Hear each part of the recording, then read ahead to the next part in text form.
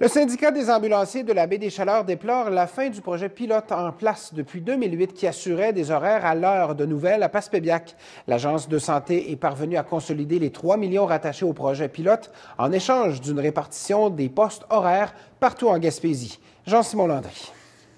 C'est les paramédics et la population de Baie-des-Chaleurs qui vont en faire les frais. De nouvelles à Passepébiac, 24 ambulanciers affiliés à la FTPQ perdront leur emploi.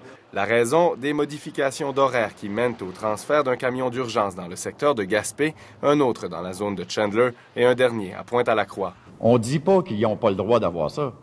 On dit simplement que le projet pilote dans la Baie-des-Chaleurs doit demeurer en place et le ministère de la Santé doit autoriser des budgets pour le restant de la Gaspésie.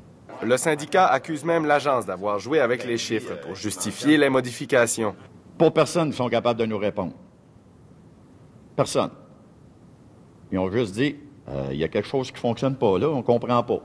Dans le rapport annuel de gestion de l'agence, on comptabilise 618 appels de priorité 1 à Passepébiac. Or, dans la consultation qui a ultimement mené à la disparition d'un camion pour ce secteur, on note seulement 495 appels du même type, une différence de 20 %. Écoutez, là, je veux dire, que le syndicat m'accuse de manipuler les chiffres, là, qu'est-ce que vous voulez que je vous dise, là? La manipulation de chiffres, là, je veux dire, ça n'existe pas. Qu'on nous pose les questions, nous demande, je veux dire, des réponses là-dessus, on va répondre. Mais écoutez, là, moi, j'embarquerai pas dans l'histoire de manipulation de chiffres. Si l'agence prétend que seule la FTQ s'oppose à ces modifications, il en est tout autre. En février, les maires de Chigaoueg jusqu'au plateau ont adopté une résolution demandant la poursuite du projet pilote intégralement.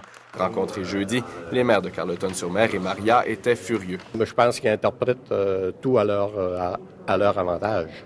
Alors, nous, c'était clair, ce qu'on a dit, c'était qu'il n'était pas question de diminuer les services ambulanciers tels qu'ils existaient ici dans la Baie-des-Chaleurs, alors que les services fonctionnent bien. L'agence défend sa position. Qui a un bien fondé d'avoir des horaires à l'heure. La prétention de l'agence au niveau de l'organisation de services, c'est que dans une région comme celle de la Gaspésie des Îles-de-la-Madeleine, d'avoir des horaires à l'heure, c'est effectivement efficace, mais il ne faut pas que ce soit concentré au même endroit. Après la conférence de presse de jeudi matin, environ 25 ambulanciers de la Baie-des-Chaleurs se sont déplacés au bureau de l'agence à Gaspé pour y manifester leur désaccord. Les nouveaux horaires pourraient entrer en vigueur à la fin du mois d'avril. Jean-Simon Landry, CHEU TVA, Carleton.